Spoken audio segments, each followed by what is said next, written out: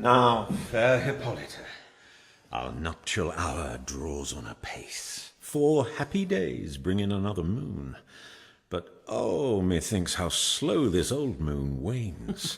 She lingers my desires like to a stepdame or a dowager, long withering out a young man's revenue. 4 days will quickly steep themselves in night.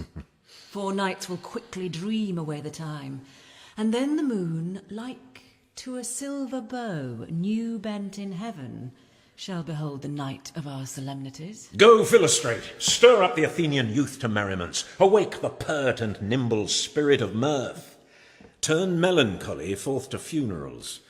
The pale companion is not for our pomp. My lord. Hippolyta, I wooed thee with my sword and won thy love doing thee injuries. But I will wed thee in another key, with pomp, with triumph, and with revelling.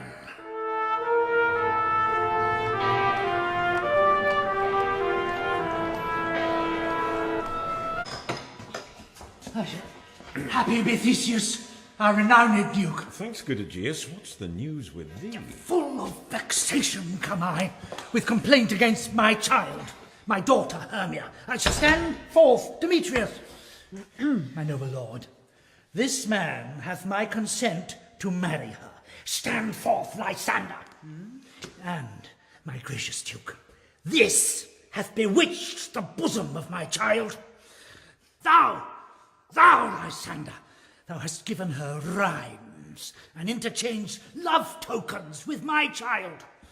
Thou hast by midnight at her window sung with feigning voice verses of feigning love, and stolen the impression of her fantasy with bracelets of thy hair, rings, gauds, conceits, knacks, trifles, nosegays, sweetmeats, messengers of strong prevailment in unhardened youth. With cunning hast thou filched my daughter's heart, turned her obedience, which is due to me, to stubborn harshness. And, my gracious Duke, be it so she will not hear before your grace consent to marry with Demetrius, I beg the ancient privilege of Athens. As she is mine, I may dispose of her, which shall be either to this gentleman or to her death, according to our law immediately provided in that case. What say you, Hermia? Be advised, fair maid, to you your father should be as a god, one that composed your beauties, yea, and one to whom you are but as a form in wax by him imprinted, and within his power to leave the figure or disfigure it. Demetrius is a worthy gentleman. So is Lysander. In himself he is, but in this kind, wanting your father's voice, the other must be held the worthier. I would my father looked but with my eyes. Rather your eyes must with his judgment look. I do entreat your grace to pardon me. I know not by what power I am made bold, nor how it may concern my modesty in such a presence here to plead my thoughts, but I beseech your grace that I may know the worst that may befall me in this case if I refuse to wed Demetrius. Either to die the death, or to abjure forever the society of men.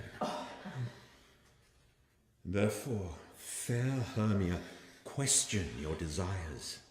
Know of your youth, examine well your blood, whether if you yield not to your father's choice, you can endure the livery of a nun, for aye to be in shady cloister mewed, to live a barren sister all your life.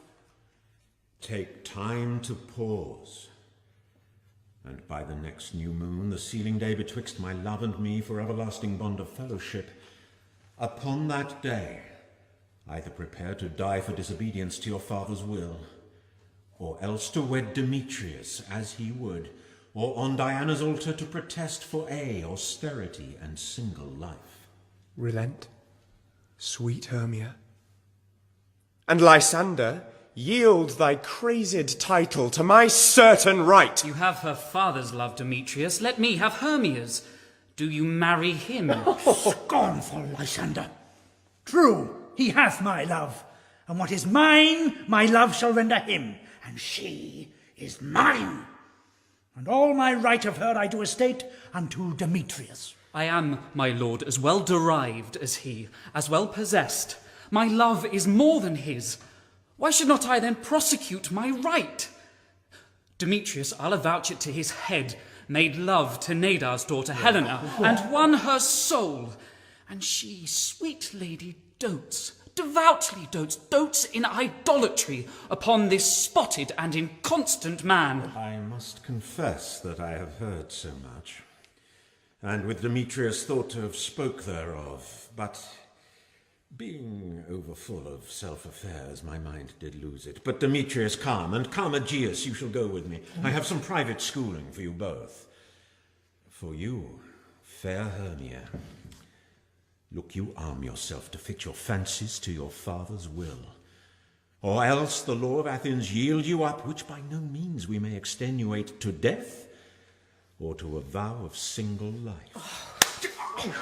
Come, my Hippolyta, what cheer, my love?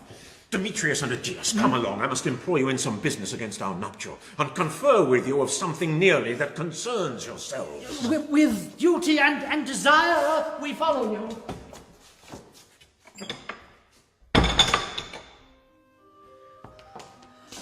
How now, my love? Why is your cheek so pale? How chances the roses there do fade so fast? Belike for want of rain, which I could well beteem them from the tempest of my eyes. Ay me, for aught that I could ever read, could ever hear by tale or history, the course of true love never did run smooth, but either it was different in blood, Oh, cross, too high to be enthralled too low. or else misgrafted in respect of years, Oh, spite, too old to be engaged too young. or else it stood upon the choice of friends. Oh, hell, to choose love by another's eyes. Or, if there were a sympathy in choice, war, death, or sickness did lay siege to it, making it momentary as a sound, swift as a shadow, short as any dream, brief as the lightning in a collid night, that in a spleen unfolds both heaven and earth, and ere a man hath power to say, behold, the jaws of darkness do devour it up, so quick, bright things come to confusion. If then true lovers have been ever crossed, it stands as an edict in destiny. Then let us teach our trial patience, because it is a customary cross, as due to love as thoughts and dreams and sighs, wishes and tears, poor fancy's followers. A good persuasion. Therefore hear me, Hermia. I have a widow aunt, a dowager of great revenue, and she hath no child. From Athens is her house remote 7 leagues, and she respects me as her only son. There, gentle Hermia, may I marry thee, and to that place the sharp Athenian law cannot pursue us. If thou lovest me then, steal forth thy father's house tomorrow night, a league without the town, where I did meet thee once with Helena to do observance to a morn of May. There will I stay for thee. My good Lysander, I swear to thee by Cupid's longest bow, by his best arrow with the golden head, by the simplicity of Venus' doves, by that which knitteth souls and prospers loves, in that same place thou hast appointed me, tomorrow truly will I meet with thee. Keep promise, love. Look, here comes Helena. Godspeed, fair Helena. Whither away? Call you me fair? That fair again unsay. Demetrius loves your fair. Oh, happy fair. Your eyes are lodestars, and your tongue sweet air, more tunable than lark to shepherd's ear, when wheat is green, when hawthorn buds appear. Sickness is catching. Oh, were favours so, yours would I catch, fair Hermia, ere I go. My ear should catch your voice, my eye your eye, my tongue should catch your tongue's sweet melody. Were the world mine, Demetrius being baited, the rest I'd give to be to you translated. Oh, teach me how you look, and with what art you sway the motion of Demetrius' heart. I frown upon him, yet he loves me still. Oh, that your frowns would teach my smiles such skill. I give him curses, yet he gives me love. Oh, that my prayers could such affection move. The more I hate, the more he follows me. The more I love, the more he hateth me. His folly, Helena, is no fault of mine. None but your beauty. Would that fault were mine. Take comfort. He no more shall see my face. Lysander and myself will fly this place. Before the time I did Lysander see, seemed Athens as a paradise to me. Oh, then what graces in my love do dwell, that he hath turned a heaven into hell. Helen, to you our minds we will unfold. Tomorrow night, when Phoebe doth behold her silver visage in the watery glass, decking with liquid pearl the bladed grass, a time that lovers' flights doth still conceal, through Athens' gates have we devised to steal. And in the wood where often you and I upon faint primrose beds were wont to lie, emptying our bosoms of their counsel sweet, there my Lysander and myself shall meet. And thence from Athens turn away our eyes to seek new friends and stranger companies. Farewell, sweet playfellow. Pray thou for us, and good luck grant thee thy Demetrius. Keep word, Lysander. We must starve our sight from lovers' food till morrow deep midnight. I will, my Hermia. Helena, adieu. As you on him, Demetrius dote on you.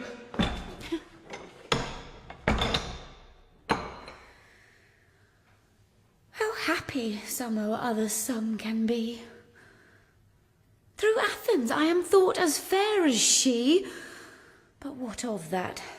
Demetrius thinks not so. He will not know what all but he do know. And as he errs, doting on Hermia's eyes, so I admiring of his qualities. Things base and vile, holding no quantity, love can transpose to form and dignity. Love looks not with the eyes, but with the mind, and therefore is winged Cupid painted blind. Nor hath love's mind of any judgment taste. Wings and no eyes figure unheedy haste. And therefore is love said to be a child, because in choice he is so oft beguiled. As waggish boys in game themselves forswear, so the boy love is perjured everywhere. For ere Demetrius looked on Hermia's eyne, he hailed down oaths that he was only mine. And when this hail some heat from Hermia felt, so he dissolved, and showers of oaths did melt. I will go tell him of fair Hermia's flight. Then to the wood will he tomorrow night pursue her. And for this intelligence, if I have thanks, it is a dear expense. But herein mean I to enrich my pain, to have his sight thither and back again.